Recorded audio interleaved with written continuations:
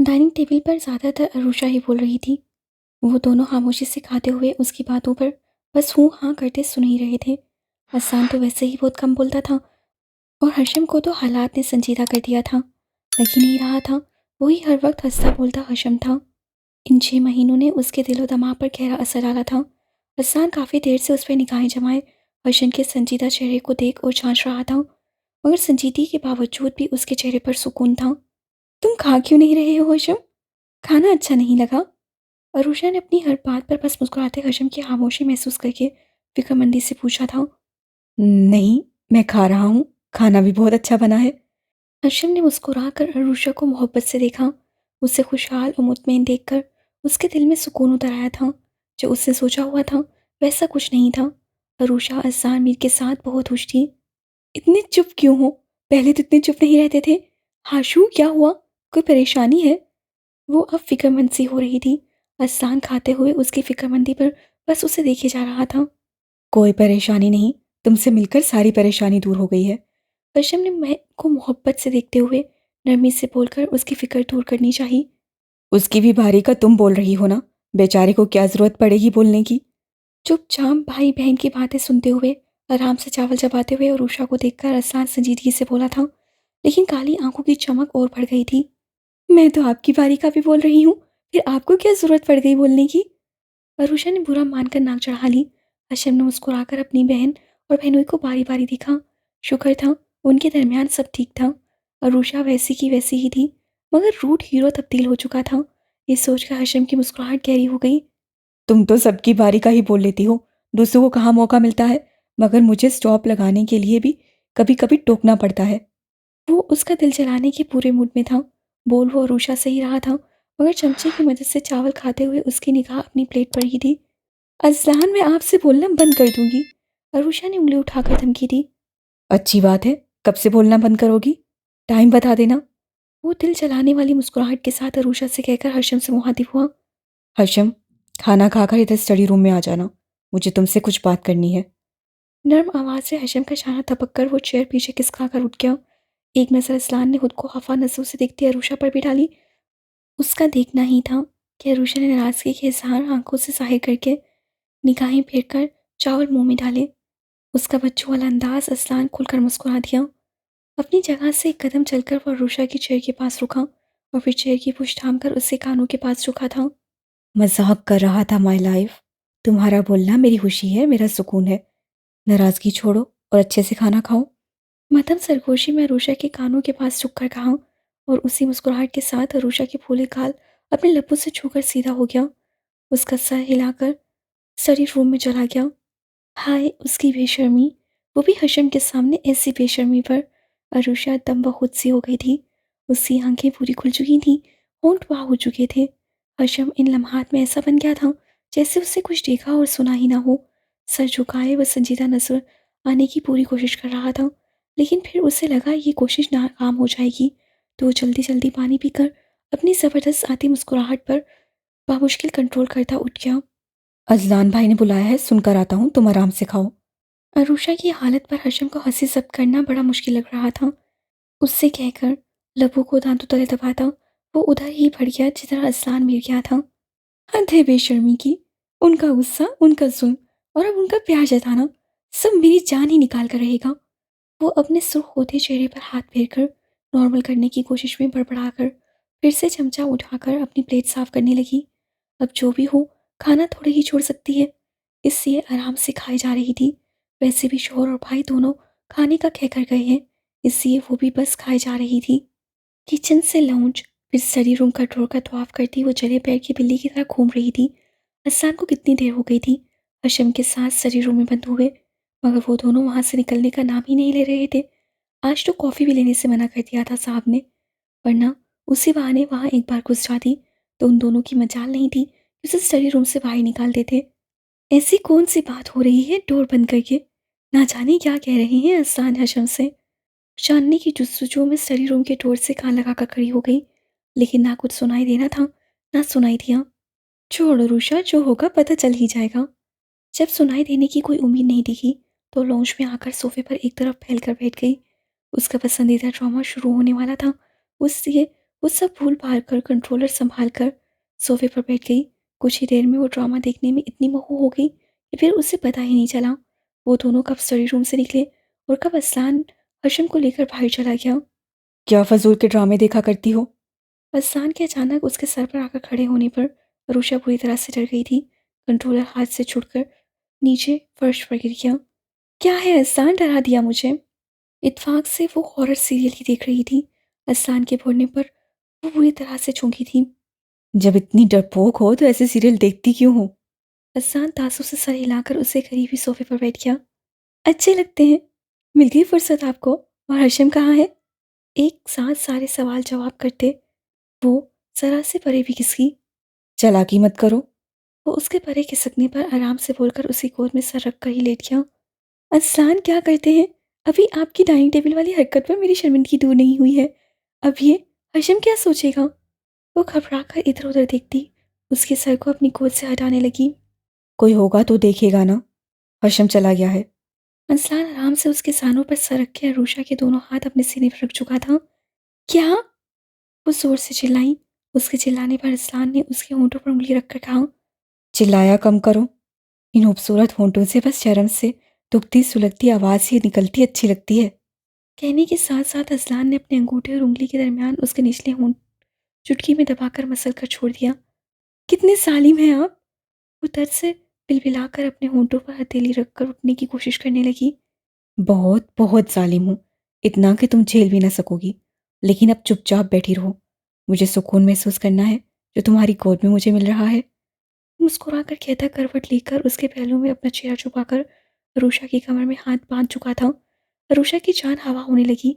उसकी गर्म सांसें जैसे उसके वजूद को जला रही थी। फिर चेहरा ही नहीं रखा हुआ था, वो अपना चेहरा वहां रगड़ भी रहा था।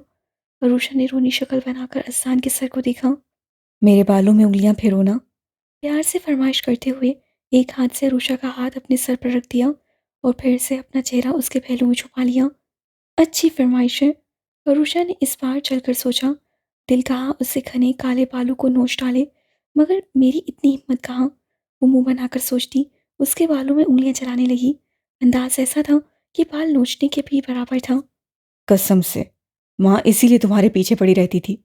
शोहर को कैसे खुश किया जाता है तुम्हें जरा भी इल्म नहीं। उंगलियों को प्यार से फेरने के लिए कहा है, बाल नोचने के लिए नहीं। असलान ने उसकी गोद में फिर से सीधे लेटते हुए सर ऊंचा करके संजीदगी से उसे देखा था। आपका भी तो पता नहीं चलता कब गुस्से में है, कब बेरहम हो जाते हैं, और ना जाने कब रोमांस फूट पड़ता है। अरुषा ने होंठ टेढ़ा करके शिकवा किया। तो कोशिश करो ना मुझे जानने की, मैं कब क्या चाहता हूँ। माई क्यूटी। असलान ने उसकी गर्दन में एक हाथ डालकर उसका चेहरा खुद पर झुकाकर उसकी नाक से अपनी नाक रगड़ी। मुझे नहीं जानना। अरुषा अपनी गर्दन उसके हाथों से छुड़ाकर सीधी बैठ गई। क्यों? असलान ने गौर से उसे देखा। क्योंकि मुझे आप अपने हर रूप में कबूल हैं। आप जैसे हैं वैसे ही आप पर मैं दिलो जान से फिदा हूँ। मुझे असलान मीर से इश्क है। एंग्री मैन पर दिल हारा है, अब जैसा भी है झेल लूंगी। अरुषा जानती थी असलान मीर का एतबार उसका मोहब्बत भरा इजहार ही बहाल करता, इसलिए उसे इजहार करके आखिरी में शरारत से उसकी ऊंची खड़ी मकरूर नाक चुटकी में दबाकर हिलाई। तो फिर तैयार हो जाओ झेलने के लिए। असलान ने एकदम से उठते हुए उसके पांव पकड़कर उसे खींचकर वहीं कोच पर पटक दिया और खुद उस पर होकर उसे अपने हसार में ले लिया। अरुषा बदहवास सी हो गई। अपनी बात का ये रद्द अमल होगा। अगर खबर होती तो कभी अपनी जुबान पर वो जुमले न लाती। असलान। खुद पर झुकते असलान को रोकने के लिए वो हकला सी गई। अजलान की जान। खुजल आवाज, महवर आंखें। अरुषा को उन निगाहों में देखना दुश्वार लगा था। बस अपनी आखिरी कोशिश के तौर पर उसकी शर्ट कंधों से दबोचकर खुद से दूर करना चाहा। डोंट वरी, कुछ ज़्यादा नहीं। बस कुछ देर मुझे इन लम्हों के जादू में खो जाने दो। वह अरुषा की गर्दन पर झुकता बोझल होती आवाज से उसे साकित कर चुका था। अरुषा ने बस अपनी आंखें कसकर बंद कर ली। असान की गर्म सांसें अपनी शारक पर महसूस करते हुए वो लरस रही थी। उसके होंठ वहां जैसे बेबस से हो गए थे। अपने होंठों की शिद्दत उसकी गर्दन पर उठाते हुए असान के हाथ अरुषा की कमर को पूरी कुव्वत से जकड़ चुके थे। अरुषा का दिल शर्म और घबराहट से काम काम कर जैसे बंद होने लगा। असान ने अपना चेहरा उठाकर अरुषा का शर्म और घबराहट से थक कर और भी हसीन हो जाने वाला चेहरा देखा। जिस दिन तुम्हें फूल बनाकर खिला दिया उस दिन तो तुम मुझे कहीं का भी नहीं छोड़ोगी। वो जैसे खुद पर से अपना कंट्रोल खोने लगा था और इससे पहले अपनी जुबान से भेजा था तरस से होंठों का नरमी से एक बोसा लेकर अरुषा की मुट्ठी से अपनी शर्ट छुड़ाकर उससे दूर हटकर बैठ गया। अरुषा ने भी तेजी से उठकर बैठते हुए अपने हवास भी दुरुस्त करने की कोशिश की थी।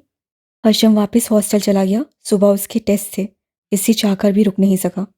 अजान अब खुद को संभाल चुका था और अपने बालों में उंगलियां चलाते हुए उसे संजीदगी से पास बैठी अरुषा को बताया, जी हर्षम ने बताया था मगर वो मिले बिना क्यों चला गया। वो अब भी उन लम्हों की फसों में जकड़ी हुई थी। भीगी हथेलियों को आपस से भींचे हुए उसकी मरी मरी सी ही आवाज़ निकली थी। हसन ने गर्दन मोड़कर अरूषा को देखा।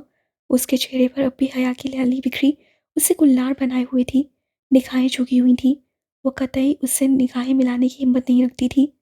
तुम इतनी शर्मीली हो, पहले मुझे ऐसा कभी नहीं लगा। मैं तो तुम्हें बहुत बोल्ड समझता था, हर वक्त पटर पटर बोलती रहती थी। हसन का दिल फिर से शरारत पर उमादा होने लगा था।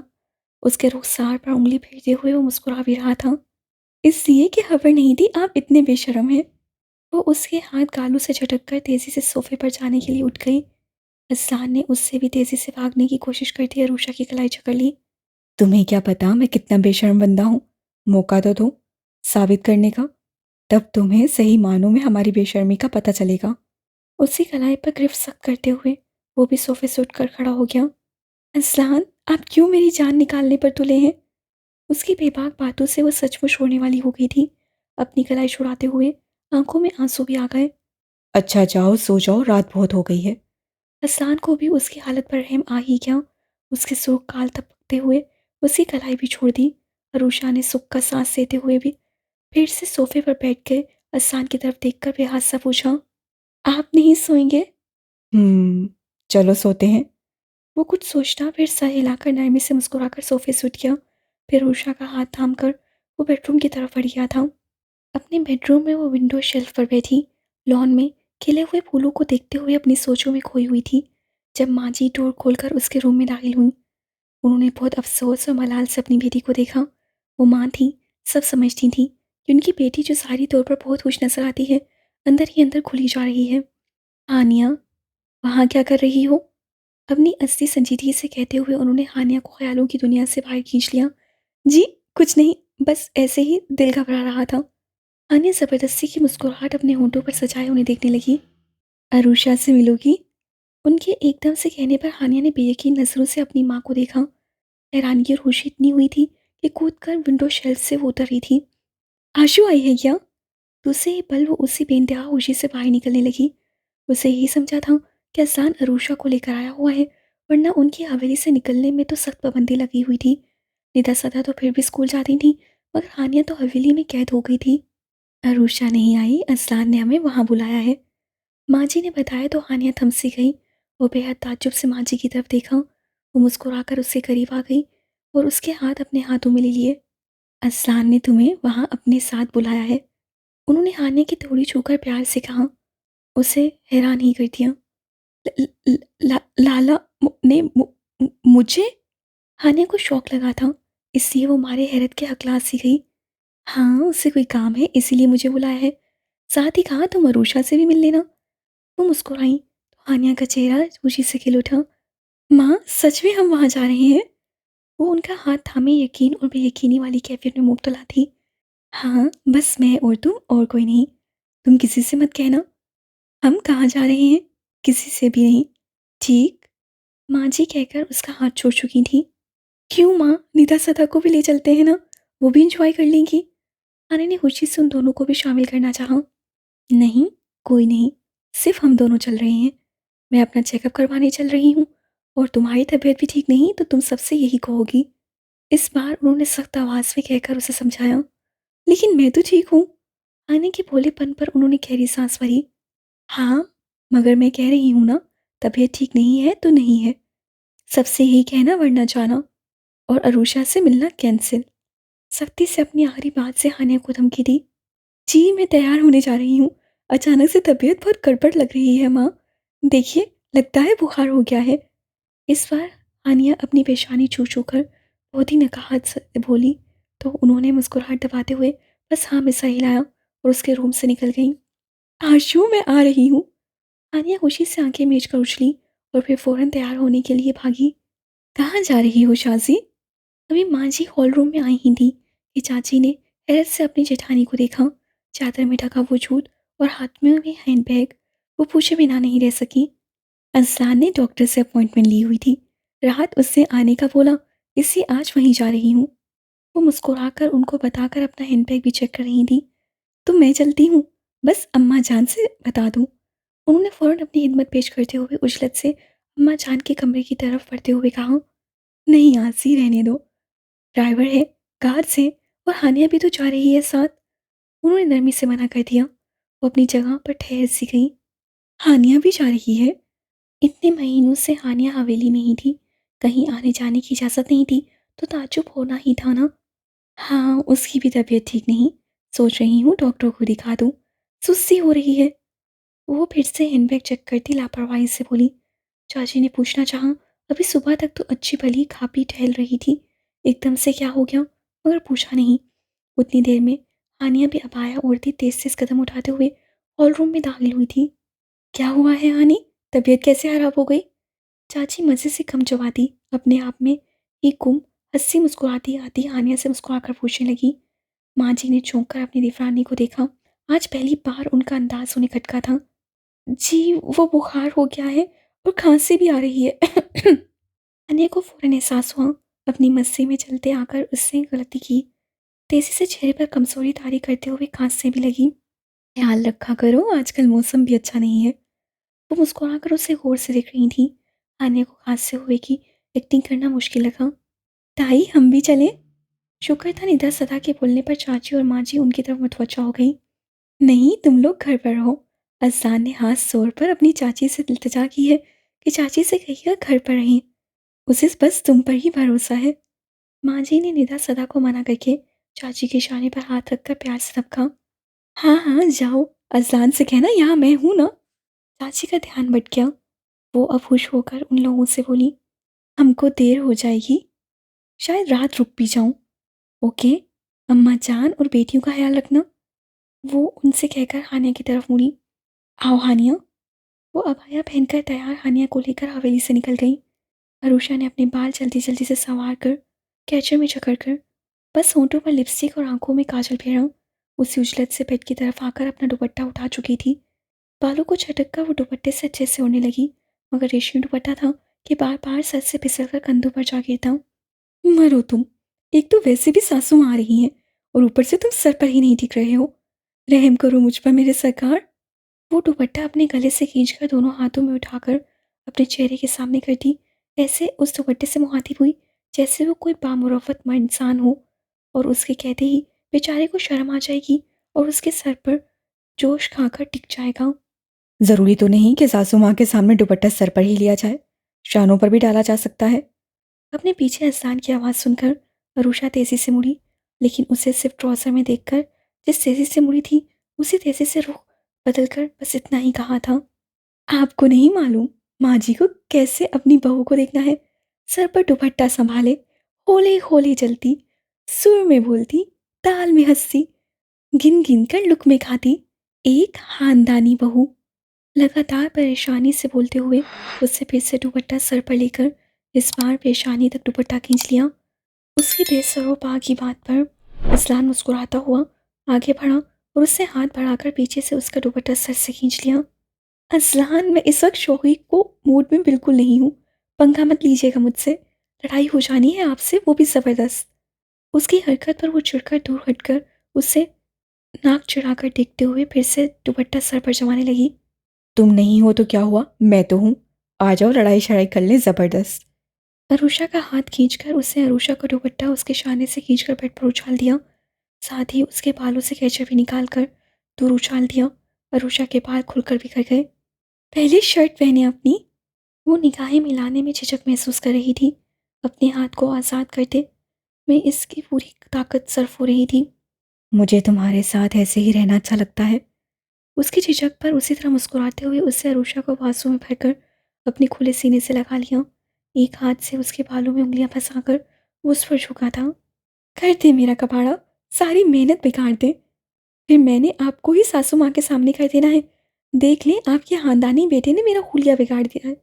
असलान की हरकत पर वो सारी शर्म हया किनारे रखकर अब गुस्से से मुंह फुलाती उसके चेहरे को अपने हाथों में थामकर उसके चमकते चेहरे को घूर रही थी। माँ को तुम्हें किस रूप में देखना है, उस रूप में तो तुम अभी तक नहीं आई हो। जरा मुझे कोशिश कर लेने दो।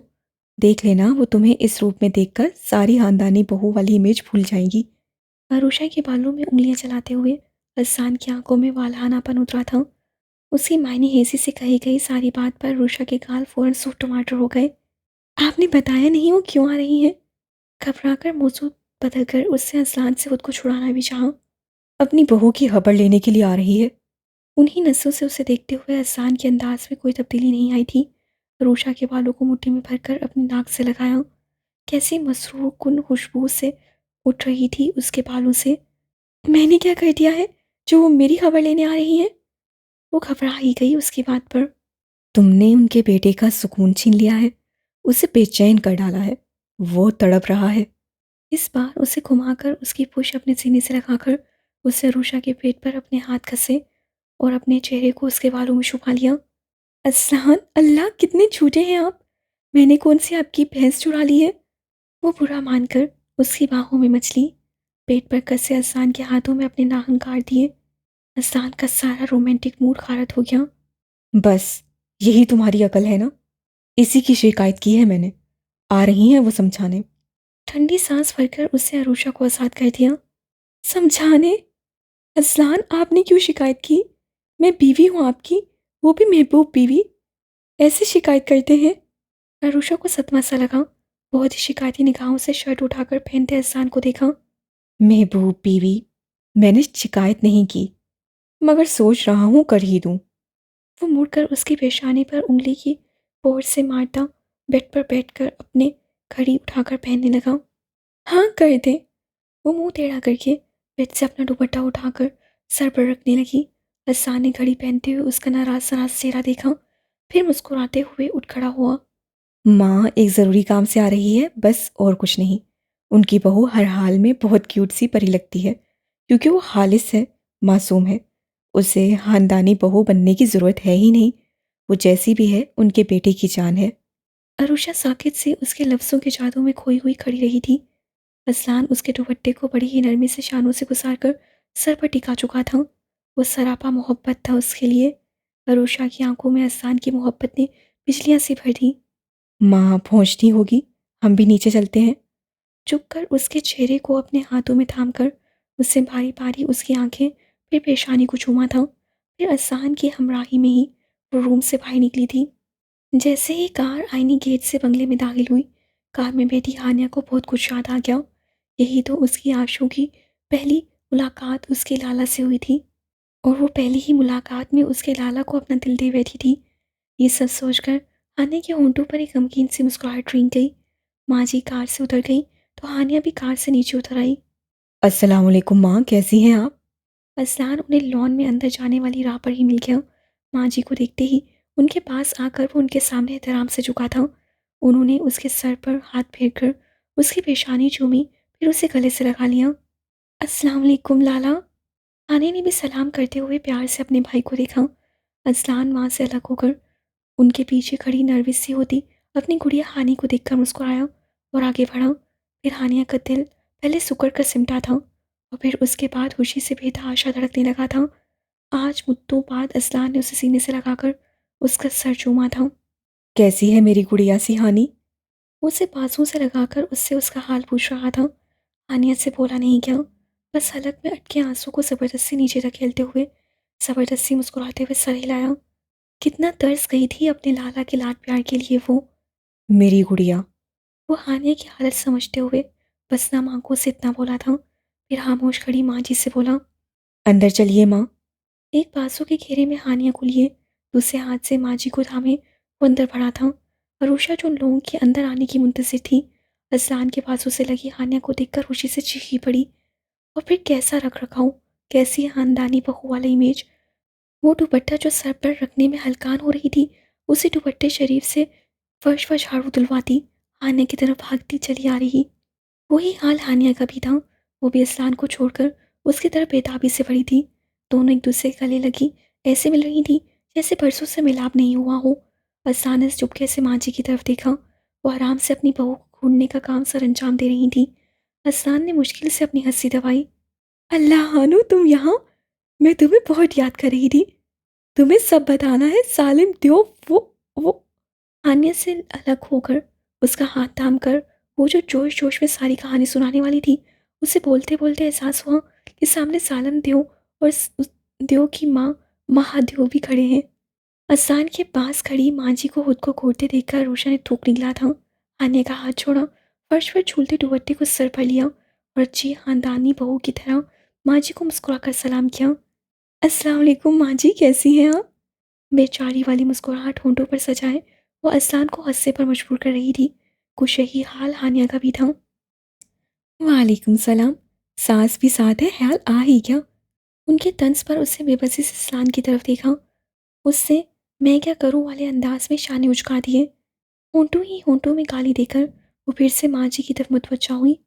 आपकी याद तो रात से आ रही थी। रात भर आपको याद करते हुए ही सोई थी।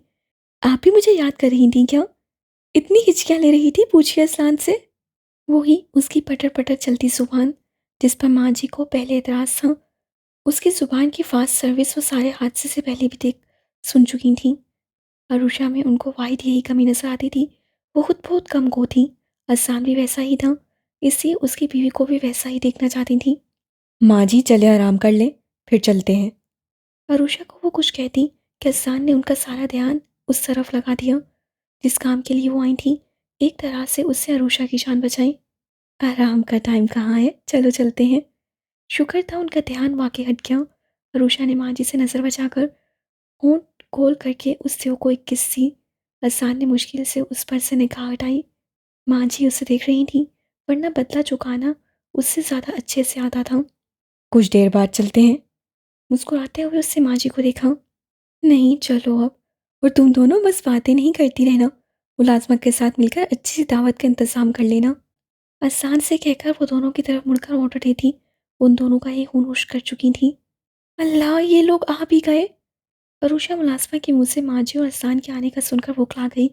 वो दोनों बड़े आराम से किचन में बैठी बातों के साथ साथ टेबल पर खाने पीने की ढेरों चीज़ें रखे बेतहाशा खाते हुए सारी दुनिया बुलाई हुई थी। अब जो उनके आने का सुना तो दोनों घबरा गई। आशू, माँ ने अच्छी दावत का इंतजाम करने का बोला था। आनिया ने अपनी पेशानी पर हाथ मारते हुए अरुषा को देखा। एक तो तुम्हारी माँ किसको पड़ गई है यार। अरुषा टेबल से सारी चीज़ें उठा उठा कर मुलाजमा को दे रही थी। उन लोगों ने टेबल को छोटा मोटा रेस्टोरेंट बना दिया था। अपने फौजी बाप को, यानी मेरे नाना को, अल्लाह सलामत रखे उन्हें। आनिया भी उसकी मदद कर रही थी। आमीन, मगर अभी क्या करें? वो दुआ करके सर पकड़कर चेयर पर बैठ गई। मुलाजमा मालकिन के अंदाज से मुस्कुराती अपना काम कर रही थी। क्या करना है? माँ को पता है हमें आता जाता कुछ नहीं, फिर हमसे दावत का क्यों कहा था? आनिया ने सोचते हुए अरुषा के परेशान चेहरे को देखा। हमारे सुघड़पन पर हमें सलावात सुनाने के लिए ही कहा होगा। वो आदत के मुताबिक मुंह टेढ़ा करके कोल्ड ड्रिंक की पूरी बोतल ही मुंह से लगा गई। आशू, कब खत्म होगा तेरा गंदापन? आनिया नफासती सी थी। उसके बोतल से मुंह लगाने पर हाथ बढ़ाकर छीन लिया। यहाँ कलेजे में आग लगी है, तुझे सफाई सुथराई सूझी हुई है। अरुषा को इस वक्त उसकी नफसाती बनना पसंद नहीं आया। अरुषा बीवी, साहब ने खाना ऑर्डर कर दिया है, लंच भी और शाम की दावत के लिए भी। मेहमान आ रहे हैं ना। वो दोनों लड़ती झगड़ती परेशानी होती रहती कि मुलाजमा ने बोलकर दोनों की फिक्र दूर कर दी। हाय मेरा असलान, मेरा रूड हीरो, दिल खुश कर दिया। काश मैं आपका मुंह चूमकर आपको दाद दे सकती। अरुषा मारे खुशी के दोनों हाथ फैलाकर चूम सी उठी। मुलाजमा मुस्कुराती फ्रीजर की तरफ चली गई। वाह, असलान देव कहाँ चले गए? आनिया ने उसके बाल खींचकर उसे छेड़ा। देव तो उड़ गया, अब तो मेरे असलान है। My anger man, my life, my Honey, my. अच्छा, बस बस पता चल गया क्या क्या है वो। चल बाहर चलते हैं, तेरे लाइफ और हनी की माँ मुंतजिर है। आनिया हंसी छुपाती उसका बाजू खींचकर उसे खड़ी कर चुकी थी। हाय, वो सर्द आ भरती अच्छी खानदानी बहू की तरह दुपट्टा फर्श से उठाकर सर पर रखती किचन से लॉन्च की तरफ चली गई।